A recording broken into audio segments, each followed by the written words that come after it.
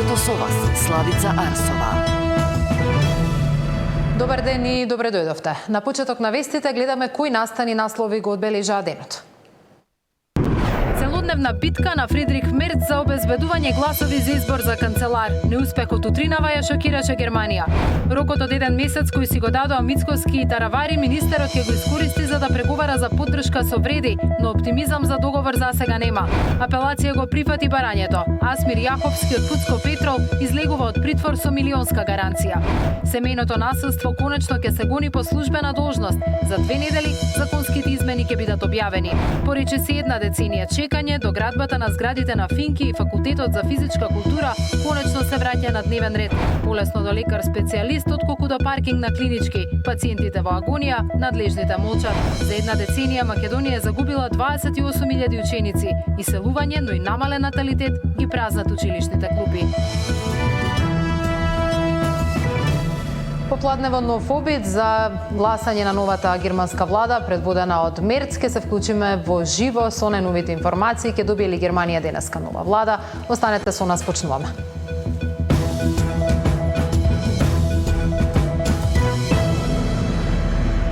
Политичките калкулации за предстојните локални избори ги вжештуваат преговорите на албанскиот политички блок. Таравари сака договор со вреди за заедничка поддршка на градоначалнички кандидати, но разговорите не одат лесно. Партијата останува на ставот за самостоен настап на советничките листи, а како преговарач е назначен вице-премиерот Арбен Фетај. Во меѓувреме одговорот од вреди доаѓа преку остар статус на Изет Меджити, во кој тој потсетува на важноста на бесата. Александар Спасовски. Со вреди за поддршка на градоначалничките кандидати, но разговорите не одат лесно. Извори блиски до актуелниот министер за здравство за Сител велат дека негов прв приоритет е да се најде простор за договор со довчерашните партнери. Одлуката за самостоен настап на советничките листи останува, за преговори со вреди партијата веќе го овластила вице-премиерот Арбен Фетај. Од крилото на Таравари за Сител велат дека до овој момент разговори со ДУИ нема, но доколку Таравари замине во опозиција, тогаш партијата ќе мора да најде партнер со кој би си дала поддршка на изборите, а ДУИ би бил прв на листата. Нашите извори не се баш оптимисти дека Таравари ќе добие поддршка од вреди, а во таа насока и реакцијата на вице-премиерот Меджити на социјалните мрежи. Дадениот збор Беса е еден од главните столбови на кодексот на честа кај албанците. Беса е верност, честност и одговорност кон дадениот збор. Човек кој дава беса морално и духовно е обврзан да го одржи тоа ветување, дури и ако тоа го чини многу. Кога дадениот збор е прекршен, лебот е скршен. Лебот што се крши не се лепи, ниту со последователни средби, ниту со едномесечен рок, затоа што зборот не е само ветување, тоа е гаранција за чест која историски била помоќна од било кој правен документ, порача Меджити. Во ВМРО ДПМН не откриваат многу детали од вчерашната средба, освен дека поминала во конструктивна атмосфера. Средбата заврши во конструктивен дух, разговорите продолжуваат. Во текот на овој месец ќе се знае иднината за функционирањето на алијансата на албанците на господинот Таравари. Претседателот Мицкоски мислам дека на средбата ги потврди веќе јавно изнесените позиции. Рокот од месец дена кој си го дадоа Мицкоски и Таравари за договор се поклопува со роковите во кои партиите најавија дека ќе ги промовираат своите кандидати за локалните избори. Александар Спасовски, Сител телевизија. Изјавата на претседателката Силјановска Давкова дека нема потреба од нови избори ако Таравари напушти владината коалиција предизвика бурни реакции од ДУИ. Демократската унија за интеграција ја обвинува за нарушување на мултиетничкиот карактер на државата и партиска пристрасност. ДУИ остро реагира на ставот на претседателката Силјановска Давкова дека нема потреба од предвремени парламентарни избори ако Таравари го напушти парламентарното мнозинство. Таквата изјава, според Демократската унија за интеграција, значела подкопување на мултиетничкиот карактер на државата. Силјановска многу лесно ја напушти клучната улога која претседателот на државата треба да ја има, да биде фер арбитрар на различните политички позиции, со цел да ги обединува сите граѓани, без разлика на нивната етничка, политичка или било каква друга припадност. Наместо обединувач, таа избра да биде дел од партиската поларизација. Барање за предвремени парламентарни избори има и од коалиционите партнери на Европскиот фронт предводен од ДУИ. Според турската партија постоело незадоволство кај граѓаните, па на избори бара да се изјаснат кој ќе ги представува во владата. Самиот Арбен Таравари признат дека 70% од гласачите немаат доверба во нив, дека не се ценети во нивните коалициони редови и ние повикуваме еве доколку се вака на предвремени избори па да видиме кој фронт ќе биде тој искрениот фронт што нашиот граѓани и гласачи очекуваат од нас.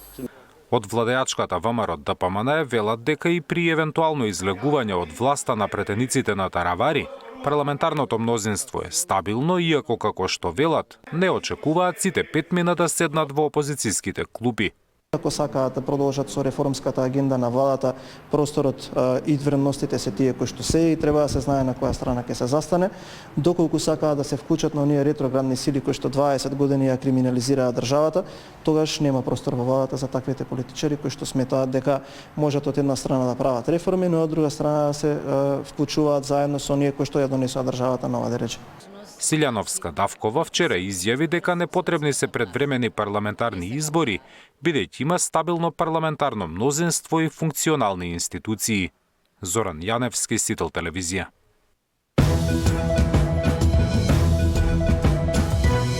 Што може да се очекува во следните недели по вчерашната средба Мицкоски Таравари? Дали Таравари се уште има опции од кои може да бира?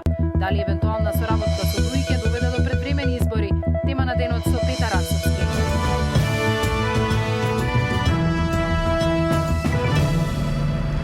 Асмир Јаховски, сопственикот на Пуцко Петрол и осомничен во случајот за перење пари и злоупотреба на службената положба, ќе се брани од слобода. Апелациониот суд Скопје на нејавна седница ја уважил жалбата на неговите адвокати и го укинал притворот кој претходно му беше одреден од кривичниот суд. Судот ја прифатил понудената гаранција во вредност од околу 2 милиони евра, составена од 60 милиони денари хипотека на недвижен имот и 72 милиони денари во готово, сума што одговара на предпоставената штета во предметот. Покрај укинувањето на притворот, Јаховски добил мерки на предпазливост, обврска редовно да се јавува во судот и одземање на патната исправа, како и забрана за издавање на нова. Судот ја доналуваа одлука, како што велат оттаму, имајќи ги предвид предлогот на обвинителството за организиран криминал и мислењето на Вишото јавно обвинителство, кои дадоа согласност да се прифати гаранцијата. Обвинение против купно 10 лица, 7 од РЕК Битола и 3 од Бирото за јавни набавки поднесе основното обвинителство Битола за злоупотреби во процесот на избор на фирма за ископ на јаловина во рудникот Брод Гнеотино.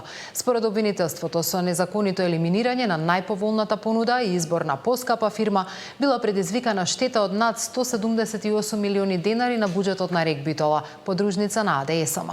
Обвинителството побарало и одземање на имотната корист од 178 милиони денари исплатени на Руд Коп. Средствата се веќе замрзнати со привремена мерка се до правосилна судска одлука. Министерството за правда е во завршна фаза на подготовка на законски измени со кои конечно за семејно насилство ќе се гони по службена должност. Досега голем проблем беше што доколку жртвата се повлече од пријавата, обвинителството не можеше да продолжи да го гони насилникот. Македонија се соочува со бројни случаи на насилство врз жени, а последниот заврши фатално со убиство на жена во Шуторизари. Физичкото малтретирање при семејно насилство ќе се гони по службена должност, а не како досега кога жртвата мораше лично да го пријави насилникот во полиција. Ова се наоѓа во ургентните измени на кривичниот законник кои ги предлага Министерството за правда, кои би требало да бидат готови за 2 недели. Со нив ќе се гони насилникот без разлика кој го пријавил насилството. Со измените се врши и редефинирање на кривичното дело телесна повреда со отстранување на гонењето по предлог во случај кога делото е сторено при вршење родово базирано насилство, насилство врз жена или семејно насилство, или од омраза, или спрема лице кое е посебно ранливо поради неговата возраст, тешките телесни или душевни пречки или бременост, со што овој облик на делото ќе се гони по службена должност согласно одредбите од Истанбулската конвенција, информира од Министерството за правда. Измените на предлог законот ќе бидат објавени на ИНЕР, каде сите заинтересирани ќе имаат можност да дадат свој коментари и предлози, па ќе треба да биде усвоена владина седница, па изгласан во собранието. Невладиниот сектор ја поздрави одлуката на Министерството за правда, која велат тие ја бараат со години наназад. Насилникот да е свесен дека може да биде кривично гонет и без да го пријави жртвата. Поглед на тоа да жртвите заради психичката состојба со која што се наоѓаат заканите, со кои што се соочуваат, многу често не се доволно охрабрени да се согласат на кривично гонење. Многу е значено и насилниците да знаат дека не е потребна согласност на жртвата и дека притисокот кон жртвата нема да ги условно кажано спаси од кривичен прогон. Правниците сметаат дека овој потек на Министерството за правда е добар, но задоцнет. Оние кои го вршат семејното насилство нема да можат да и вршат дополнителен притисок на жртвата да ја повлече пријавата, туку ќе бидат гонети по службена должност. Дека се за поздрав да има законски измени, затоа што во праксата кај нас покажува дека од периодот кога ќе се случи семејното насилство додека се дојде на судење, најчесто насилникот на секој начин, дали преку роднини, дали лично, дали преку деца, прави притисок на жртвата да истата се повлече и бидејќи кривичното гонење се гони по предлог, зависи од волјата на жртвата и многу често во текот на обвинителската предистрага или и на самото судење жртвата се повлекува. Во саботата Рамајана Азири беше убиена од нејзиниот партнер од кој со години трпела семејно насилство. Нејзините блиски пред камерата на Сител сведочеа дека таа го пријавувала во полиција насилството, но не била сватена сериозно од страна на полициските службеници. Официјалните информации од МВР беа дека починатата жена никогаш не го пријавила насилникот во полиција. Тамара Дичовска, Сител телевизија.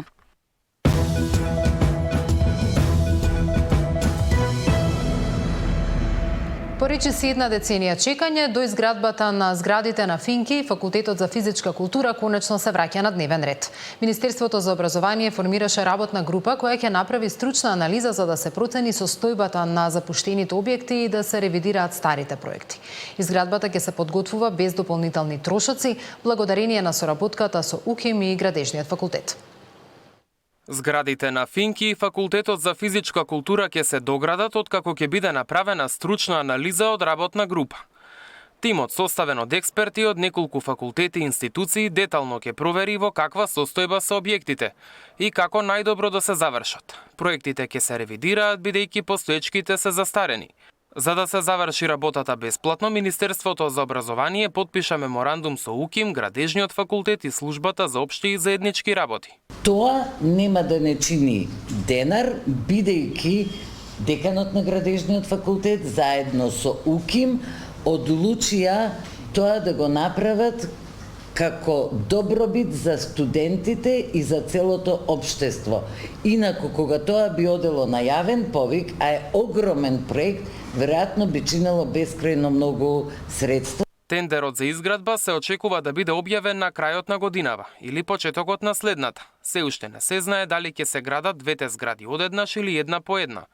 Тоа ќе зависи од парите што се на располагање во буџетот. Најлоша варијанта од се е овие објекти да останат во состојба во која што се, за кои што се потрошени сериозни средства, а со тек на време пропаѓаат. Објектите почнаа да се градат во 2015-тата, но по 4 години градежните активности запреа и од тогаш карабините се оставени да се распаѓаат.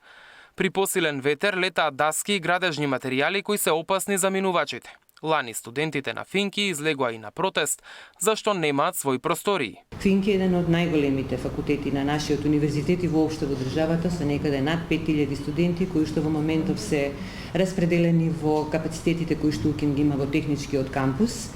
И се разбира зградата за Факултетот за физичко образование, спорт и здравје. Во моментов тие се сместени на својата локација, меѓутоа канцелариите, објектот во кој што е сместен факултетот се уште во субстандардни услови. Стоиме на располагање со нашата комплетна логистика и со нашиот човечки потенцијал и кадар да излеземе максимално пресрети и да дадеме се од себе за конечно да студентите, како што напоменав, добијат соодветни услови за студирање. Според сегашните договори, зградата на Финки требало да чини речиси 13 милиони евра, но досега завршени и платени се само 14% од работите или безмалку 2 милиони евра.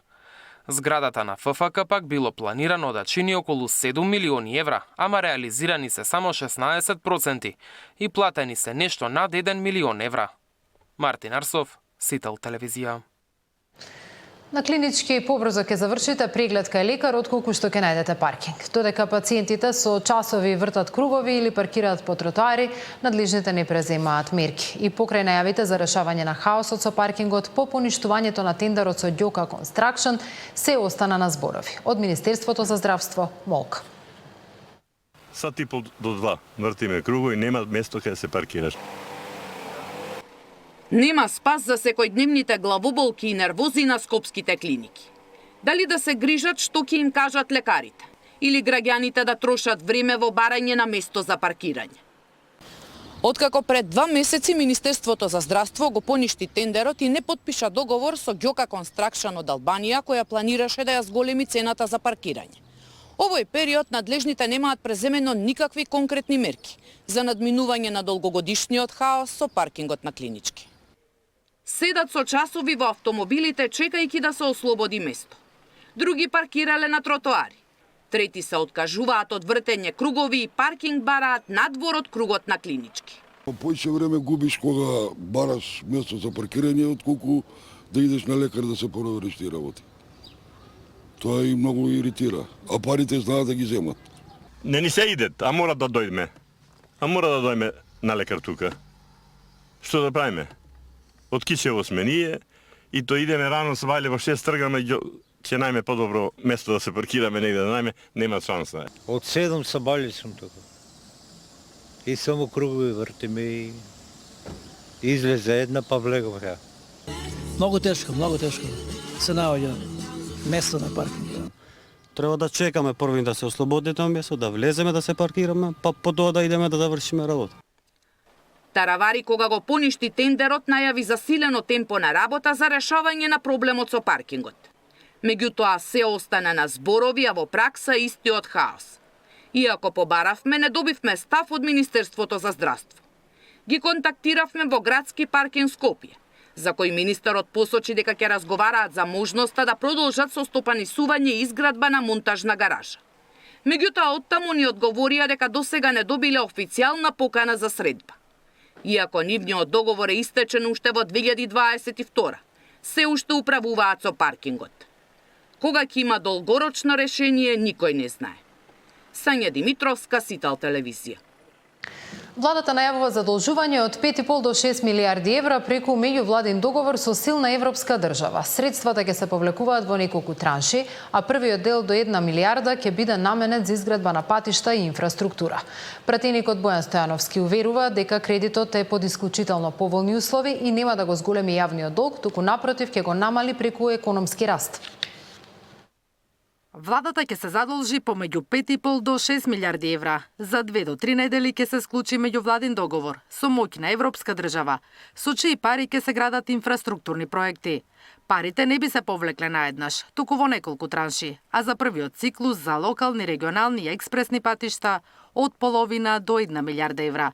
Пратеникот од ВМРО ДПМН е Стојановски не откри детали од која држава ќе се земе кредитот, но вели дека е со многу поволни услови. Според него, ова задолжување нема да го зголеми јавниот долг. Тоа што е важно дека нема да го покачат јавниот долг, бидејќи на тој начин кога сите тие средства ќе влежат во градежништвото, по економската логика и економската наука ќе бидат триплицирани во целиот тој обем и како ќе се качува бруто домашниот производ, така очекуваме со овие средства и овие инвестиции и јавниот долг да се намалува. Станува збор за екстра поволни услови на финансиски пакет кој што повторно ќе бидат склучени со владата на една силна западна европска држава.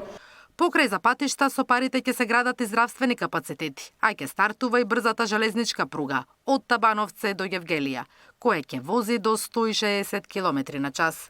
Конечно почеток со брзата пруга коридорот 10 од Табановце до Гевгелија, со која што би требало карго транспортот да биде пренесуван со брзина од 110-120 км на час, додека патниот трансфер на патници на сообраќај треба да оди со 160 км на час и некаде ова ќе чини од 3 до 3,5 милиарди евра. Конечно завршување на универзитетската болница, односно клиничкиот центар во Штип, изградба на комплетно нова болница во Кичево, како и реконструкција на операционите сали и 2 нови одели во болницата во Тетово. Минатата година државата се задолжи милиарда евро од Унгарија. Со половината од нив се врати старата евроврзница од 2017 година, а останатите се поделија по 250 милиони евра добија општините и 250 милиони евра бизнисот. Наташа Мерсовска, Сител телевизија. За една деценија Македонија загубила 28.000 ученици. Податоците алармираат. Во споредба со 2014 денес има речиси 12.000 основци помалку и над 16.000 средношколци помалку. Само оваа учебна година бројот на ученици во основно образование се намалил за 1.500, а во средно над 130. Миграцијата останува главна причина, но експертите предупредуваат се поголем е и падот на наталитетот. За една деценија државата загубила 28.000 ученици. Статистиката покажува дека во уписната 2014-2015 имало 192.165 ученици во основно и 83.522 ученици во средно образование. Годинава вкупната бројка изнесува 247.000 ученици. Ако се извади просек, тоа значи дека секоја година имаме по 2.800 ученици помалку од претходната. И најновите податоци на ДЗР покажуваат пад на упишани ученици. Во споредба со ланската учебна година, во основните училишта има 1500 ученици помалку, а во средните бројот се намалил за нешто повеќе од 130 средношколци. Поранешниот директор на ДЗР вели дека повеќе загрижува намалувањето на бројот на првачиња. Во тек се уписите, а според проценките на Симовски, вкупниот број ќе биде драматично помал од ланската уписна година.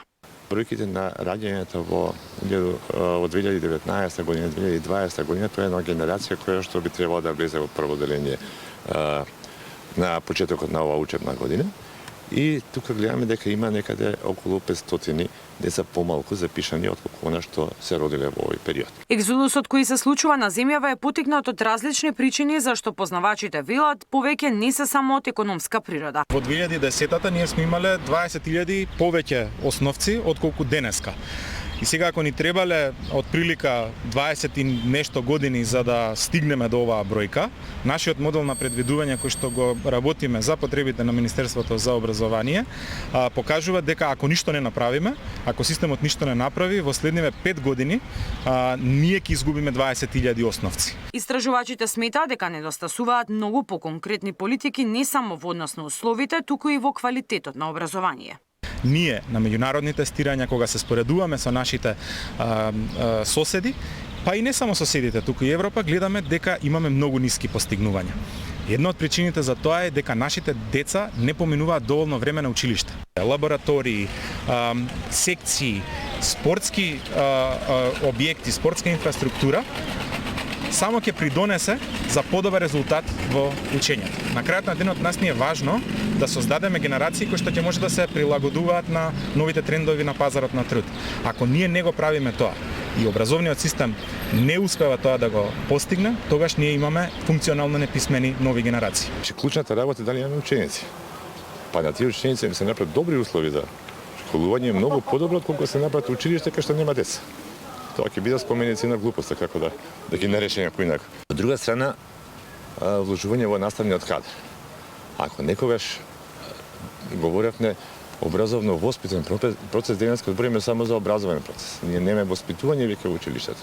Во Националната развојна стратегија 2024-2028, токму демографијата, наталитетот и развојната политика се главни приоритети, но за сега само на хартија. Во овој документ предвидени се политики како намалување на трошоците поврзани со воспитување на деца, промовирање на реинтеграција на иселеници, развој на руралната инфраструктура, изградба на домови со пристапни цени, а владата назначи и национален координатор токму за спроведување на оваа стратегија. Миријана Давидовска, Сител телевизија.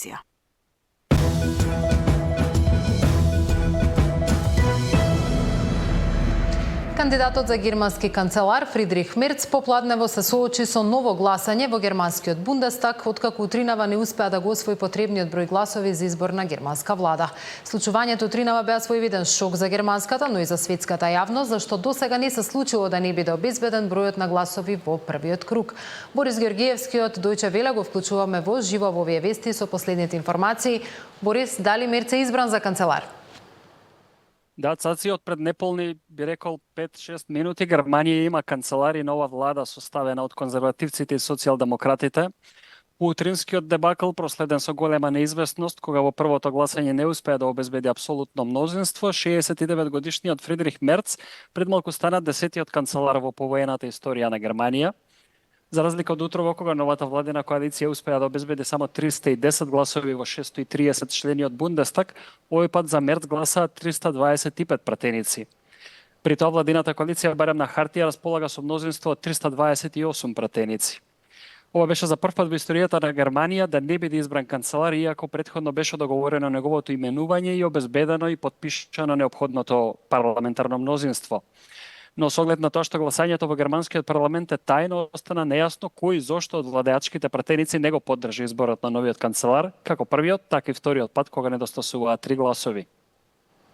Дали е во прашање на задоволство меѓу владеачките политичари или отворен раздор ќе покаже времето, но засега е сигурно дека Мерц конечно ќе добие шанса да ја предводи новата влада, која се сочува со огромни економски, политички и безбедносни предизвици.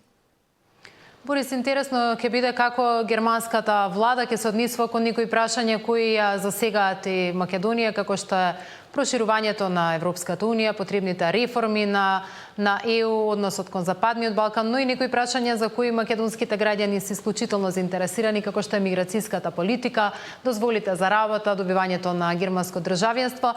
Најавувам дека во дневникот во 19 часот ќе направиме анализа и ќе се обидеме да дадеме одговори на овие прашања кои ја засегаат македонската јавност. И благодарам за ова вклучување и информацијата дека Германија доби нова